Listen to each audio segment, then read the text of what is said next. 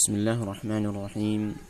Alhamdulillah wassalatu wassalamu ala Rasulillah wa ala alihi wa ashabihi wa man tabi'ahum bi ihsanin ila yaumiddin. Wa ba'd. Alhamdulillah, pada kesempatan ini kita akan melanjutkan pembacaan kitab Syarah Manhajil Haq Manzumah fil Aqidati wal Akhlaq karya Syekh Abdul Razak Al-Badr hafizahullah taala. Dan ini adalah pertemuan yang ke-51, yang pada pertemuan ini akan kita baca bait syair ke-48 yang disebutkan oleh penulis pada halaman ke-70. Pada bait syair ke-48 ini Syekh Abdurrahman As-Sa'di rahimahullah ta'ala mengatakan, wa kun sanikan turqal ladzina taqaddamu ilal manzilil baqil ladzi laisa yanfadu. Wa kun salikan, dan jadilah engkau salikan, orang yang meniti, turqal ladzina taqaddamu, orang yang jalannya orang yang telah mendahului, ilal manzilil baqi, kepada tempat tinggal yang kekal, alladzi laisa yanfadu, tempat tinggal yang tidak akan habis-habisnya. Ini yang dimaksud adalah surga. Dalam bait syair ini Syekh Abdurrahman As-Sa'di rahimahullah ta'ala menegaskan kepada kita pentingnya untuk mengikuti jalannya para salafus saleh yang mereka telah mendahului kita, ya, menuju kepada surganya Allah Subhanahu wa ta'ala. Oleh karena itu Syekh Abdul Razak Al-Badr hafizahullah ta'ala mengatakan, wa kun salikan turqal ladzina taqaddamu, ay as-salafus saleh, ay as-salafus saleh, wala siyama as-sahbul kiram radhiyallahu anhum wa ardhahum. Dan jadilah kamu orang yang meniti jalannya orang-orang yang terdahulu. Jadi maksud dengan orang-orang yang terdahulu ay as-salafus saleh, yaitu as-salafus saleh, para pendahulu kita yang saleh. Wala siyama, terlebih lagi yang terutama adalah as-sahbul kiram, para sahabat yang mulia, radhiyallahu anhum wa ardhahum. Ya, Allah meridhai mereka dan Allah menjadikan mereka ridha kepada Allah Subhanahu wa taala. Ya. Dan kewajiban kita untuk mengikuti as-salafus saleh, terutama adalah para sahabat radhiyallahu anhum ajma'in, telah ditunjukkan oleh dalil yang sangat banyak di dalam Al-Qur'anul Karim ataupun hadis-hadis Rasulullah sallallahu alaihi wasallam, dan juga dari perkataan para sahabat radhiyallahu anhum ajma'in. Dan di sini Syekh Abdul Razak Al-Badr hafizahullah ta'ala hanya menyampaikan satu ayat yang menunjukkan kepada kita akan kewajiban dan pentingnya kita untuk mengikuti jalan mereka, yaitu qala ta'ala, Allah ta'ala berfirman, was-sabiquna al-awwaluna minal muhajirin wal ansari walladzina ittaba'uuhum bi ihsan. Yang kemudian lanjutannya adalah radhiyallahu anhum wa radu anhu.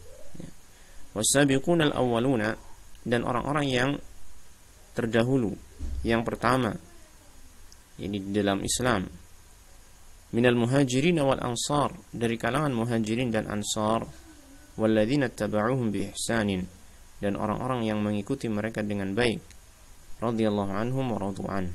Allah ridha kepada mereka dan mereka pun ridha kepada Allah Subhanahu wa taala.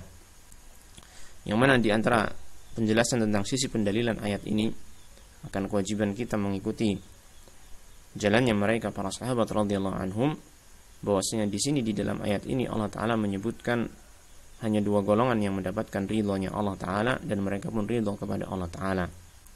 Ya. Yaitu pertama adalah as-sabiqunal awwaluna minal muhajirin wal ansar. Ya. Orang-orang yang terdahulu, yang pertama dari kalangan muhajirin dan ansar, dan ini jelas mereka para sahabat. Ini jelas mereka para sahabat. Ini golongan yang pertama yang mendapatkan keridhaan Allah taala. Dan golongan yang berikutnya yang mendapatkan ridhonya Allah taala tidak lain dan tidak bukan adalah walladzina ittaba'uuhum bi ihsan, itu orang-orang yang mengikuti mereka dengan baik. Maka di sini bisa kita ambil pemahaman bahwasanya untuk mendapatkan ridha Allah taala dan agar kita bisa dijadikan ridha oleh Allah taala kepada Allah taala, maka jalannya adalah satu, yaitu mengikuti mereka orang-orang yang telah mendahului kita dari kalangan para sahabat radhiyallahu anhum ajma'in, ya. Fakun salikan tariqa haula'il akhyari sa'iran ala nahjihim muqtafiyan atharahum. Maka jadilah engkau salikan, orang yang meniti jalannya mereka ini, orang-orang yang terpilih ini, sa'iran ala nahjihim, ya, dengan berjalan di atas nahj, yaitu jalan mereka, manhaj mereka di dalam beragama. Kita lihat bagaimana mereka beragama, kita lihat bagaimana mereka beriman, ya, sebagaimana yang Allah firmankan dalam surat Al-Baqarah ayat 137, fa in amanu bimithli ma amantum bihi faqad ihtadaw. Apabila mereka orang-orang itu beriman dengan seperti yang kalian wahai para sahabat beriman kepadanya, maka sungguh mereka mendapatkan petunjuk. Dalam ayat ini, dalam surat Al-Baqarah ini, Allah menyebutkan bahwasanya orang yang benar-benar mendapatkan petunjuk Allah Ta'ala adalah orang yang beragama, beriman sebagaimana mereka para sahabat beriman, ya. Maka hendaknya kita meniti jalan mereka dalam beragama, muqtafiyan atharahum, dengan mengikuti, ya, jejak mereka, peninggalan mereka, bekas mereka, ya, kita mengikuti di belakang mereka. Kama qala Abdullah ibnu Mas'ud radhiyallahu anhu, sebagaimana yang dikatakan oleh Abdullah bin Mas'ud radhiyallahu anhu, man kana mustannan falyastanna biman qad mat, ulaika ashabu Muhammadin sallallahu alaihi wasallam. Barang siapa yang hendak mengambil teladan, maka hendaknya dia mengambil teladan ataupun sunnah, ya, dengan orang-orang yang telah meninggal dunia. Ulaika ashabu Muhammadin sallallahu alaihi wasallam, mereka itu adalah para sahabat Nabi Muhammad sallallahu alaihi wasallam, ya. Dan di antara dalil dari as-sunnah, meskipun di sini tidak disebutkan oleh Syekh Abdul Razak Al-Badr hafizahullah taala, Rasulullah sallallahu alaihi wasallam telah menyatakan khairun nasi qarni thumma alladhina yalunahum thumma alladhina yalunahum. Sebaik-baik manusia adalah generasiku, kemudian setelahnya. Yang kandungan dari hadis ini bahwasanya kebaikan, ya, pada umat ini yang terbaik ada pada generasi Rasulullah SAW, yaitu para sahabat, ya. Dan tidak ada yang melebihi kebaikan para sahabat. Maka bagi orang-orang yang setelah para sahabat, jika ingin mendapatkan sebuah kebaikan, maka hendaknya mereka meniti jalannya para sahabat radhiyallahu anhum. Baik. Kemudian Syekh Abdul Razak hafizahullah taala mengatakan ilal manzilil baqi. Ilal manzilil baqi. Ini maksudnya adalah alladzina taqaddamu ilal manzilil baqi. Alladzina sabaquka ila daril akhirati. Yaitu menuju tempat tinggal yang kekal. Maksudnya adalah mereka para sahabat atau orang-orang yang mendahului kita, yang hendaknya kita jadikan sebagai teladan. Alladzina sabaquka, orang-orang yang telah mendahuluimu, ila daril akhirah, menuju negeri akhirat. Wa madat hayatuhum 'ala al-istiqamati was-sadadi, dan telah berlalu kehidupan mereka di atas keistiqamahan dan kelurusan, wal ilmi nafi'i wal amali salihi, dan ilmu yang manfaat dan amal yang saleh.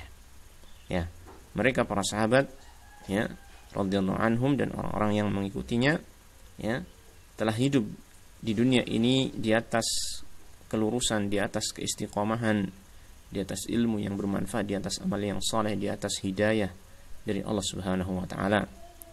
Maka hendaknya kita benar-benar meniti jalan mereka. Fa haula'i humul qudwatu, maka mereka itulah, ya, hanyalah mereka itu yang menjadi teladan kita, yang tentu saja setelah Nabi Muhammad sallallahu alaihi wasallam. Wa humul qaumu la yashqa man yaqtadi bihim wa yasiru ala minhajihim, dan mereka lah kaum yang tidak akan celaka orang yang meneladani mereka dan berjalan di atas jalannya mereka.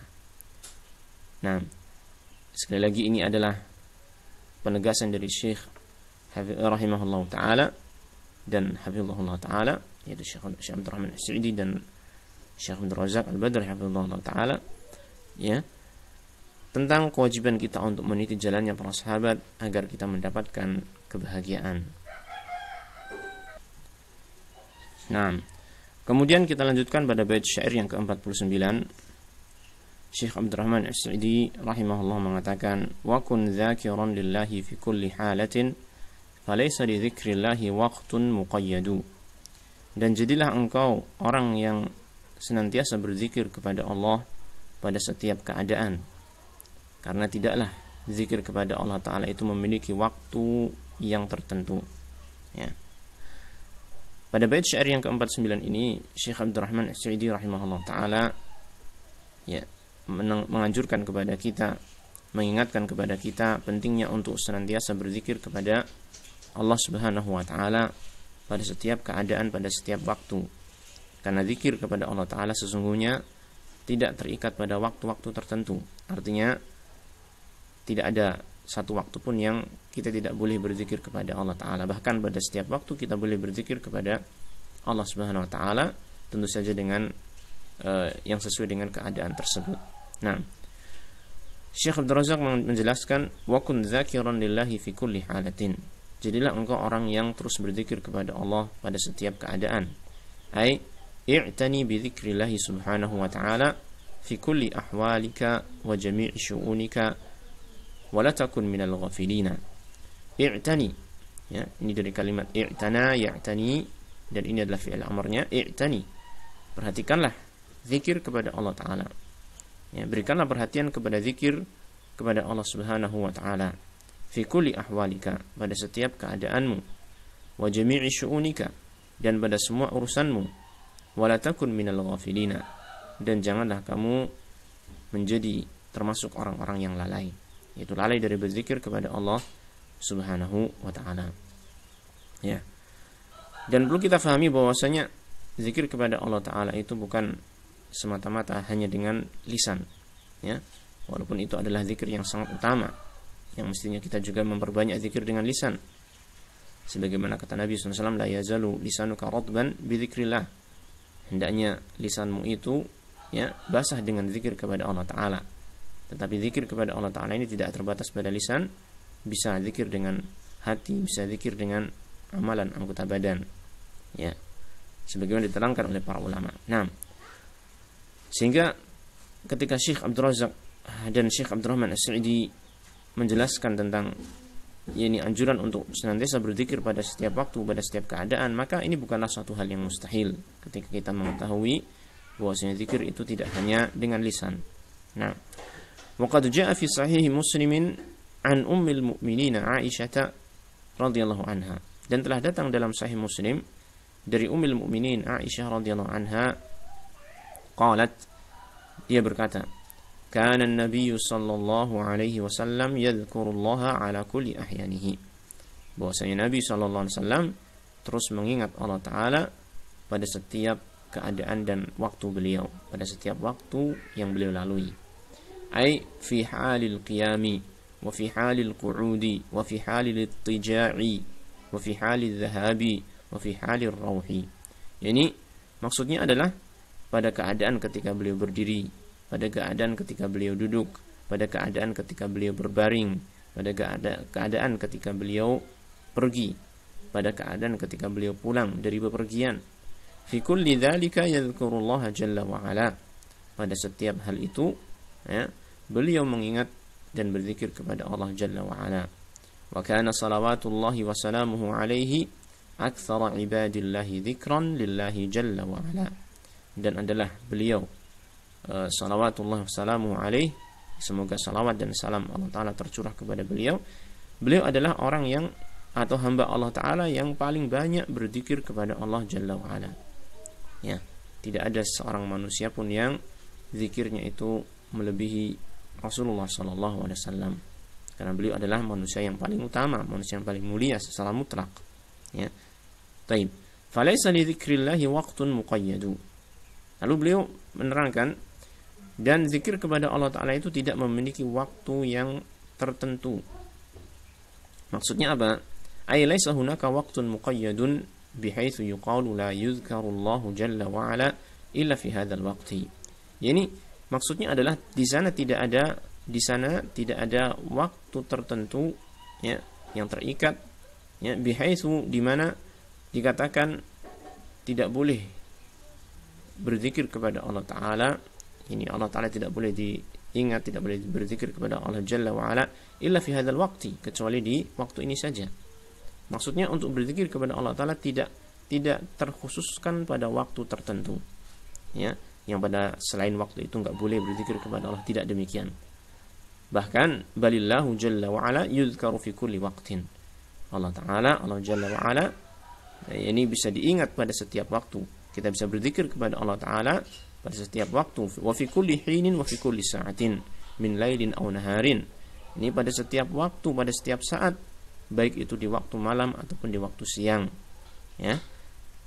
Ini secara umum demikian.